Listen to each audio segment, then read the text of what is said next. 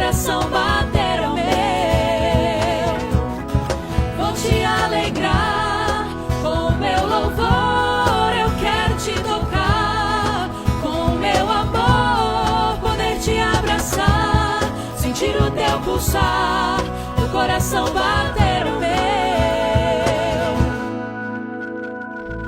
Eu me rendo a ti perante os homens, perante tudo. Quero que o universo seja minha testemunha.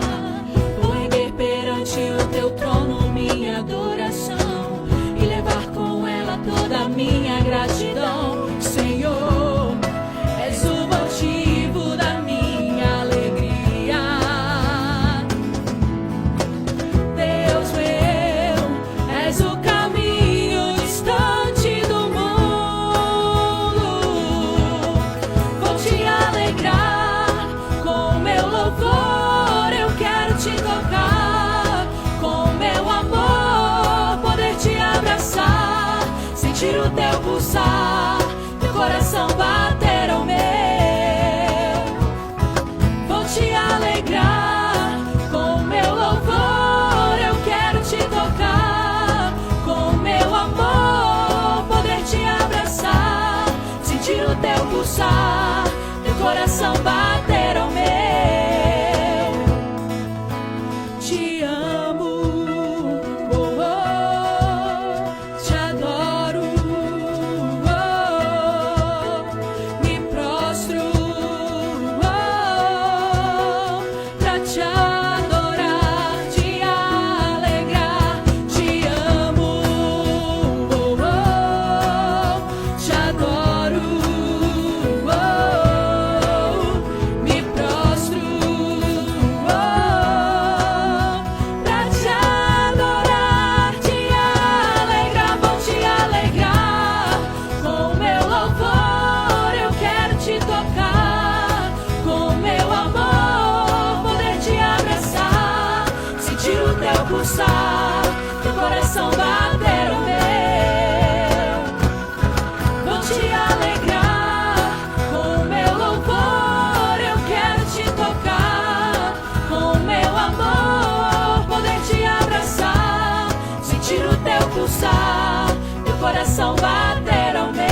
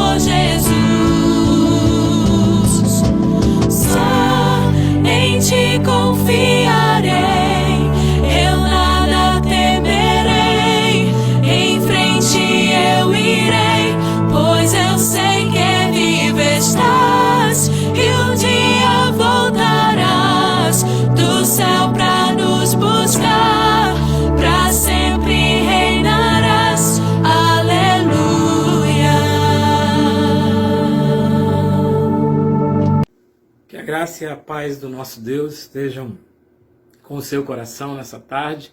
Nós mais uma vez aqui reunidos, agora iniciando uma nova série. Nós vamos começar hoje a série Tesouros Escondidos, uma série que vai certamente falar no seu coração, assim como tem falado no meu.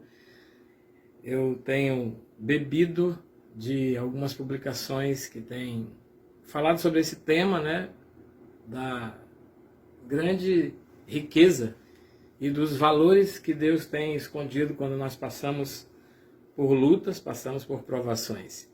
Então, nós iniciamos hoje o primeiro capítulo da série de Tesouros Escondidos e eu vou convidar você a abrir a sua Bíblia lá no livro de Isaías, no capítulo de número 45, no verso de número 3. Isaías 45, verso 3. E diz assim a palavra do nosso Deus: Dar-te-ei os tesouros escondidos e as riquezas encobertas, para que saibais que eu sou o Senhor, o Deus de Israel, que te chama pelo teu nome. Isaías 45, verso 3.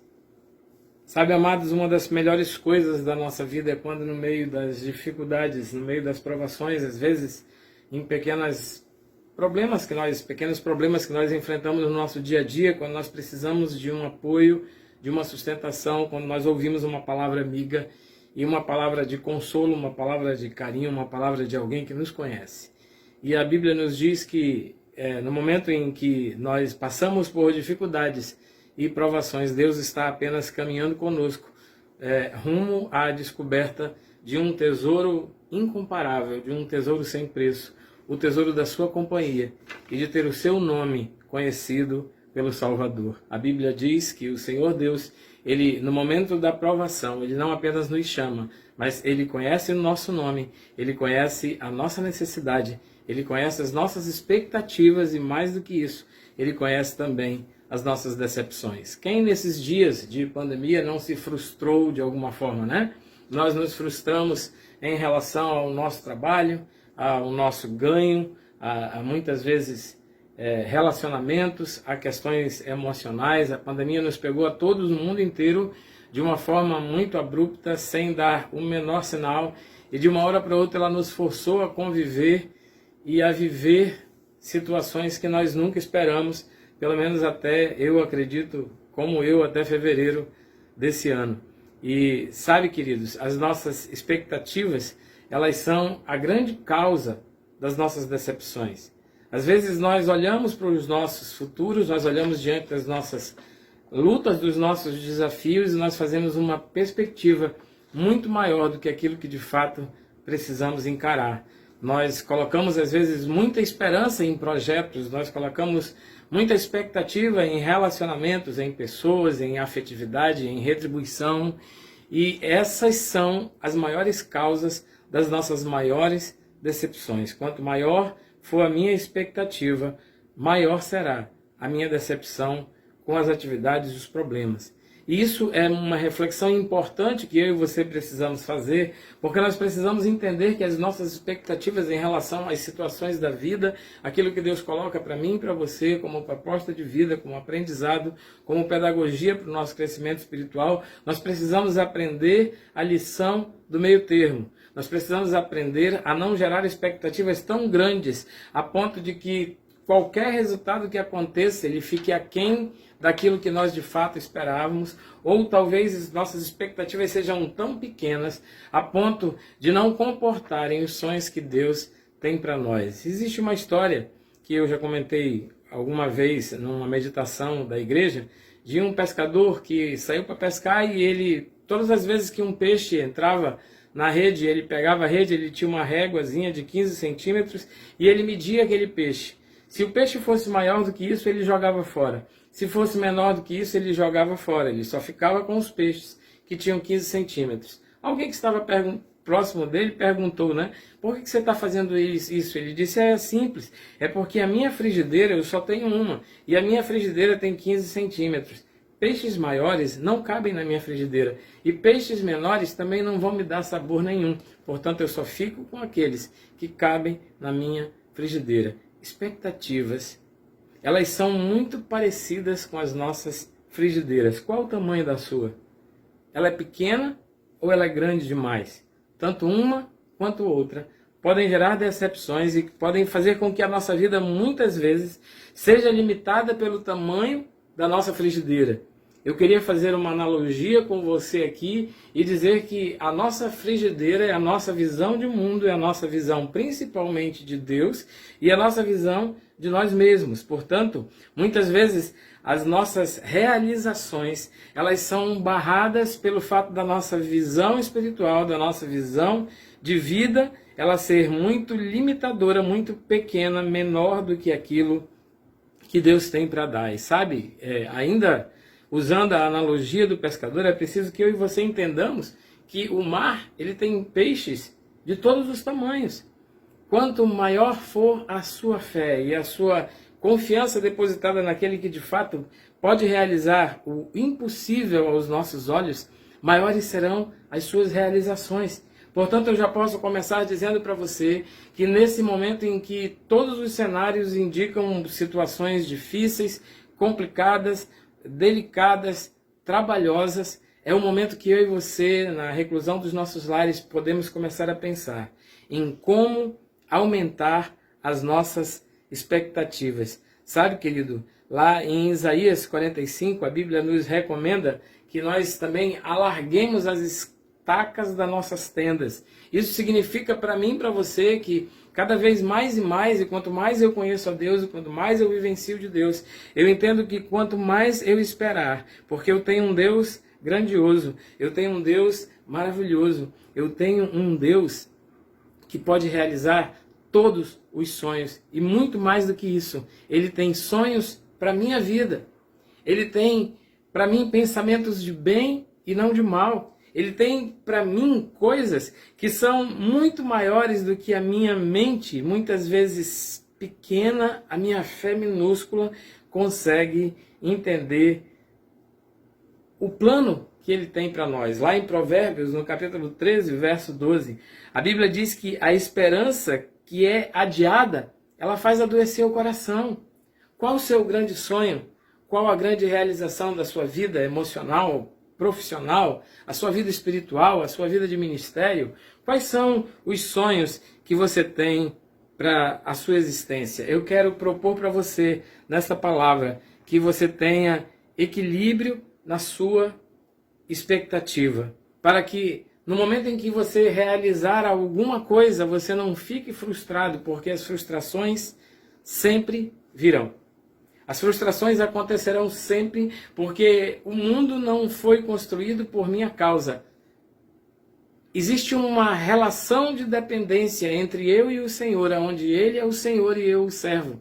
E em nenhum lugar na Bíblia está escrito que no momento em que eu me converto, que eu entrego minha vida ao Senhor, que eu entrego meus planos ao Senhor, Ele vai fazer tudo exatamente como eu queria. Existem inúmeros exemplos na Bíblia de pessoas que fizeram expectativas muito superiores acerca de si mesmos e esperavam que Deus tivesse uma dívida, que Deus tivesse um compromisso de fazer por eles muito além do que de fato eles mereciam. Essas pessoas muitas vezes entraram em processos de depressão profunda. Eu queria lhe perguntar nesta noite, quantas vezes você deixou de fazer coisas por medo? Ou quantas vezes você desistiu de fazer coisas quando você deveria persistir na sua fé?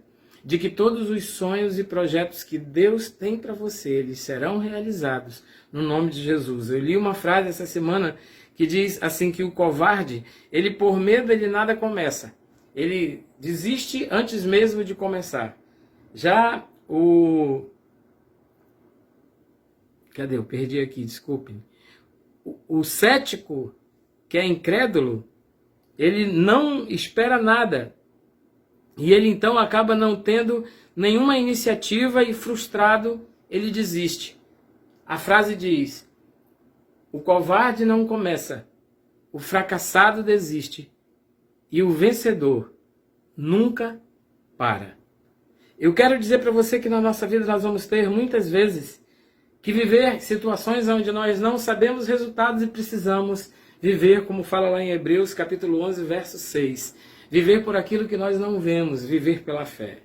O Senhor tem colocado para você, amado, situações para que você desenvolva a sua habilidade espiritual e por Ele estar propondo para você a descoberta de tesouros incríveis, de tesouros excelentes para a sua vida. Muitas vezes você precisa passar por ruelas escuras, você precisa descer em cavernas perigosas, porque os verdadeiros e grandes tesouros, eles não estão à flor da pele. Os verdadeiros tesouros da terra, eles estão geralmente em lugares escondidos, porque quanto mais valiosos são os tesouros que Deus tem para nós, mais escondido, mais trabalhoso, mais difícil, mas também maior será a sua vitória. Meu convite, meu apelo para você hoje é que você não desista diante das dificuldades e dos problemas que você tem vivenciado na sua vida, sabe? E já que nós estamos aqui não para cumprir a nossa vontade, ou colocar Deus como servo e eu como Senhor, eu preciso fazer a vontade dEle, que é o Senhor da minha vida. Então, como eu faço para viver uma vida tranquila e minimizando essas frustrações e transformando as frustrações em escadas de crescimento para a minha vida espiritual? Simples. Assim como nós aprendemos que Moisés construiu o tabernáculo especificamente dentro das condições e das regras de Deus, eu e você precisamos acreditar que o propósito que Deus tem para nós é muito maior do que o meu. Que os pensamentos de Deus a meu respeito são muito maiores do que os meus pensamentos. E que assim como a distância entre o céu e a terra, assim é a visão de Deus totalmente diferente da nossa. Sabe aquilo que muitas vezes nós chamamos de problema, de derrota, de desapontamento?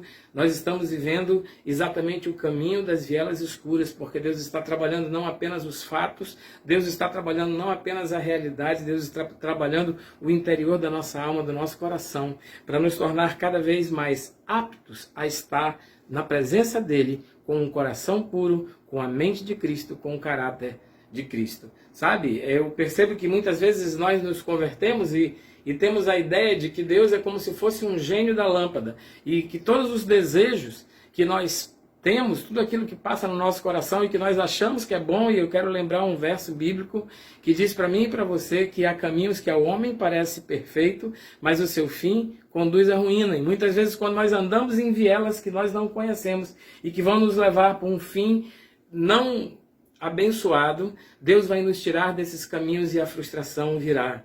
Mas muitas vezes a frustração é pedagogia de Deus para nos fazer repensar as nossas rotas, sabe? E quando você quiser, ou quando na sua mente, ou quando você ouvir algum pregador sugerindo a você de que Deus é um Deus que está dentro de uma lâmpada disposto a fazer todas as suas vontades, eu quero lhe dizer uma coisa.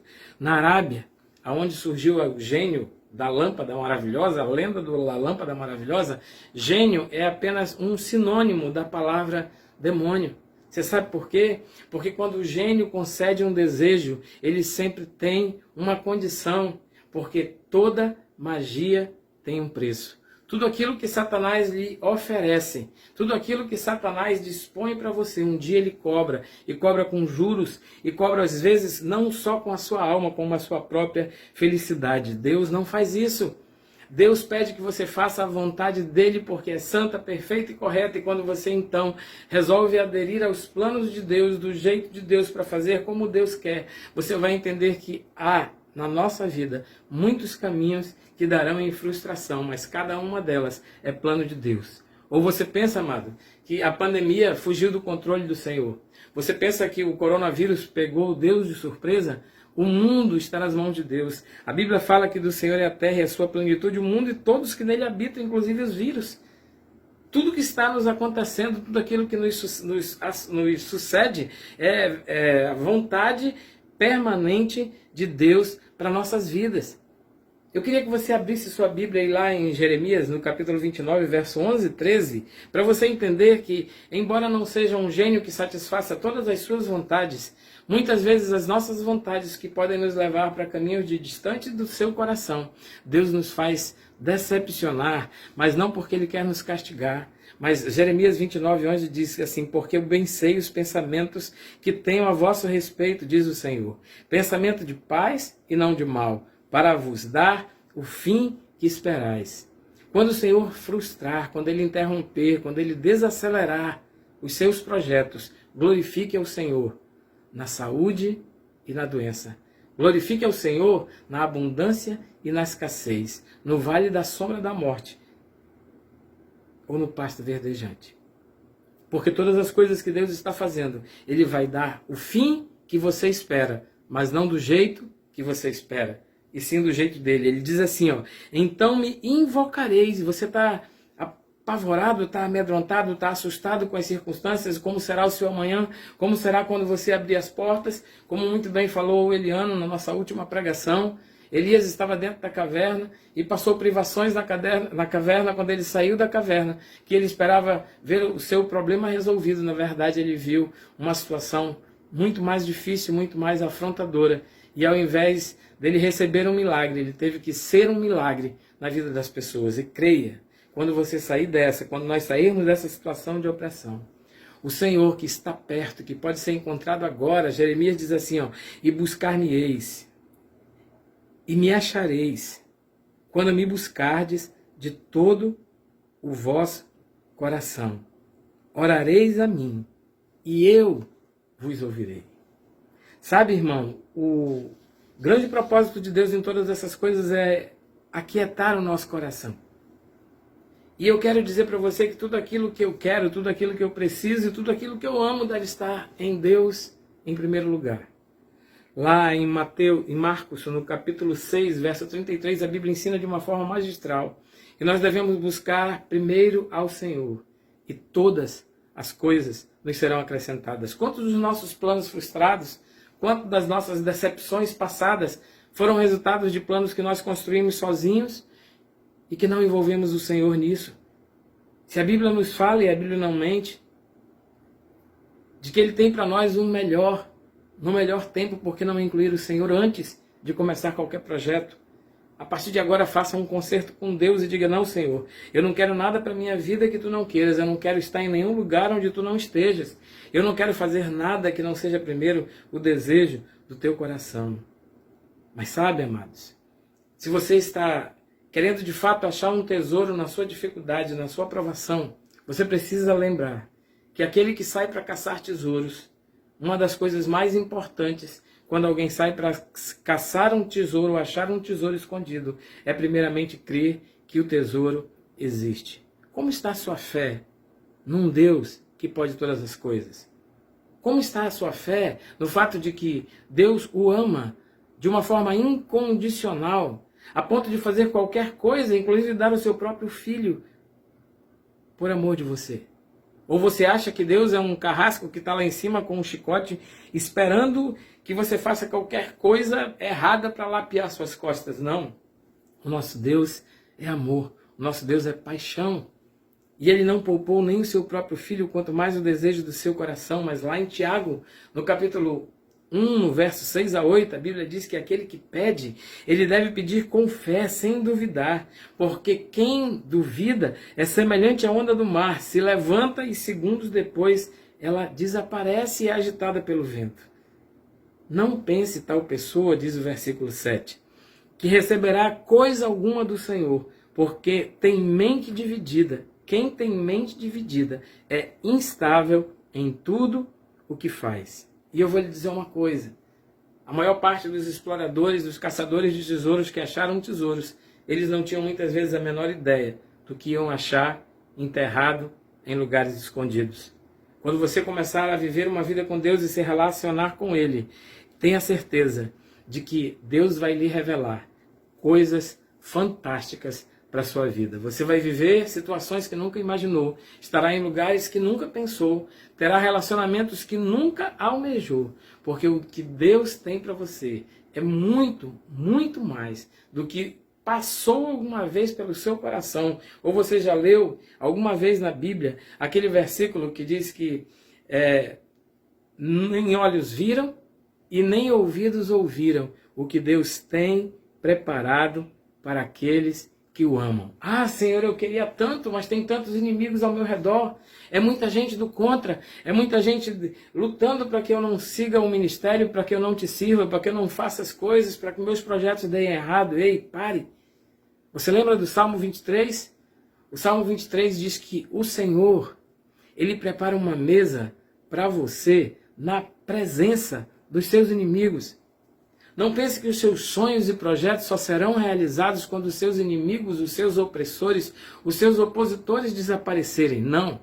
O Senhor, Ele vai preparar uma mesa para você na presença dos seus adversários. Sejam de que ordem forem. Quando você for galardoado pelo tesouro que Deus tem para a sua vida, de transformação de alma, de mente, de coração, você vai poder cear com o seu inimigo bem de perto, olhando, porque se ele está na sua presença, ele está perto de você.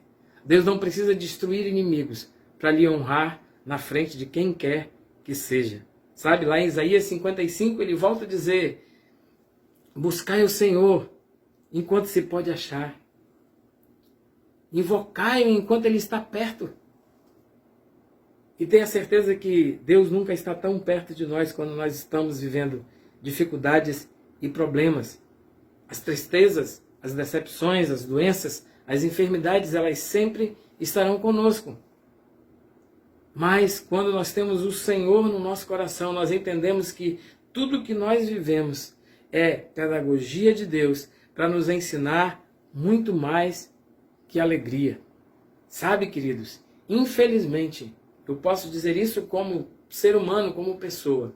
Há uma constatação na psicologia, na sociologia, na observação do comportamento humano, que muitas vezes a tristeza ensina muito mais do que a alegria. Quem assistiu o desenho infantil Megamente vai entender com profundidade o que eu estou dizendo. A alegria pode dar satisfação à nossa alma, mas é a tristeza que nos leva à reflexão de mudança. Não por acaso.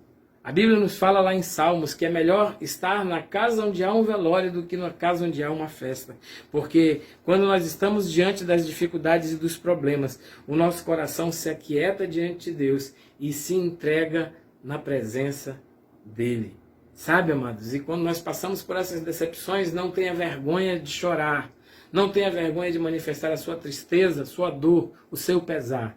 Porque nós não somos supercrentes. Nós não somos invencíveis, nós não somos imbatíveis, nós não somos imunes ao coronavírus, ao câncer, ao desemprego, à separação, a qualquer problema que venha frustrar as nossas expectativas. Pelo contrário, nós somos pessoas, e até o próprio Jesus, como você pode ver lá no livro de Mateus, no capítulo 14, verso 13, quando ele soube que João Batista, seu primo, havia sido decapitado, ele se afastou para um canto, e ali naquele canto ele foi curtir a sua dor, a sua tristeza e o seu luto. Mas a Bíblia diz que uma multidão o encontrou. E no momento em que ele viveu a sua maior dor, foi quando Deus esteve com ele, a ponto de que uma grande multidão de pessoas, naquele mesmo dia em que ele estava triste, Deus usou a sua tristeza, Deus usou aquele seu momento de solidão, aquele seu momento de afastamento, para transformar pessoas. O que as dores, as dificuldades e as decepções têm feito com seu coração? Sabe, existe uma história antiga que nós usamos muito em treinamento, que diz que existem 3 elementos que reagem diante da dificuldade, diante do calor. Primeiro é a batata. A batata, quando colocada na água e a água ferve, ela amolece. Às vezes tem pessoas que são assim, quando passam por alguma dificuldade, algum problema, quando as coisas começam a apertar, ela esfria, ela se torna frágil, ela se torna fraca, ela se desfaz e às vezes ela vira apenas um purê, uma massa, uma pasta. Mas existem pessoas que são, na verdade, que nem o ovo. Quanto mais as dificuldades vêm, elas mais endurecem.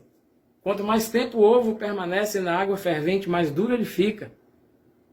E muitas vezes nós vemos com muita frequência as pessoas que são batata, os que diante das dificuldades amolecem, desistem, se tornam frágeis, e aqueles que são como um ovo, que quanto mais problemas passam, mais duro o seu coração fica, mais difícil fica relacionar e conviver com eles. Sabe o que você precisa ser? Você precisa ser café. O café desfaz na água.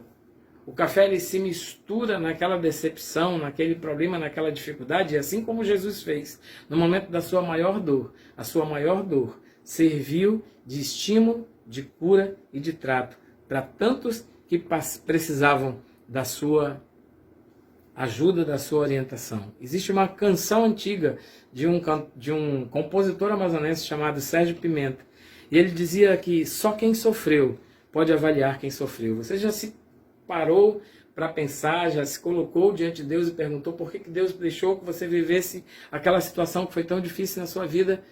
Porque somente quem vive pode consolar aqueles que ainda vão viver situações difíceis. Sabe quem é a melhor pessoa para aconselhar uma mãe ou outra mãe? Sabe quem é a melhor pessoa para aconselhar alguém que está lutando com drogas, alguém que tenha vivido essa realidade? Porque só quem sofreu pode avaliar por quem sofreu. Você já parou para pensar por que Deus mandou o seu Filho para sofrer todas as nossas dores e levar sobre si todas as nossas dificuldades? Porque Ele é o nosso advogado que está hoje lá no céu. Porque Ele nos entende muito além das nossas palavras. O Senhor Jesus, Ele nos entende porque Ele é um homem-Deus e um Deus-homem. E assim como Ele fez naquela cruz, mesmo sendo humilhado, mesmo sendo enxovalhado de dores, de humilhações e de vergonhas, naquela cruz Ele disse uma das frases mais importantes e mais célebres da história do cristianismo. Ele disse: Pai, perdoa-lhes, porque eles não sabem o que fazem. E eu quero talvez dizer o momento mais difícil, mais duro dessa mensagem, que é dizer para você que quanto mais humilhado, quanto mais sofrido, quanto mais difícil for a sua frustração, maior precisa ser o seu perdão. Porque perdoar falhas pequenas é garapa. Perdoar pequenos problemas é fácil. Mas perdoar aqueles que nós geramos tantas vezes, tantas expectativas, tantos sonhos e que feriram tão profundamente o nosso coração, somente a presença do Espírito Santo de Deus, que é capaz de, mesmo em meio à dor, nos fazer levantar os nossos olhos, porque quando nós passamos por dificuldades e provações, a nossa tendência é andar de cabeça baixa. Vocês já perceberam? Quando uma pessoa está muito triste, quando ela está muito sofrida, ela anda geralmente olhando para o chão. Mas a Bíblia diz: levante o seu rosto e olhe para os montes, olhe para o céu, porque ali não dorme o guarda de Israel, é de lá que virá o seu socorro, é de lá que vem a sua provisão. O apóstolo João, o sonho da vida dele, o amado da alma do Senhor, aquele que era o amigo íntimo de Jesus, tinha planos de falar do Evangelho até o seu último dia de vida. E sem que ele esperasse, um dia ele foi encarcerado na ilha de Patmos, um dos lugares mais terríveis e mais cruéis que existia naquela época para um prisioneiro. E sabe, amados, aquilo que para João parecia uma derrota, foi ali naquela ilha, foi ali naquele lugar que ele recebeu todos os escritos do livro de Apocalipse. E João não pregou sobre Jesus até o último dia da sua vida.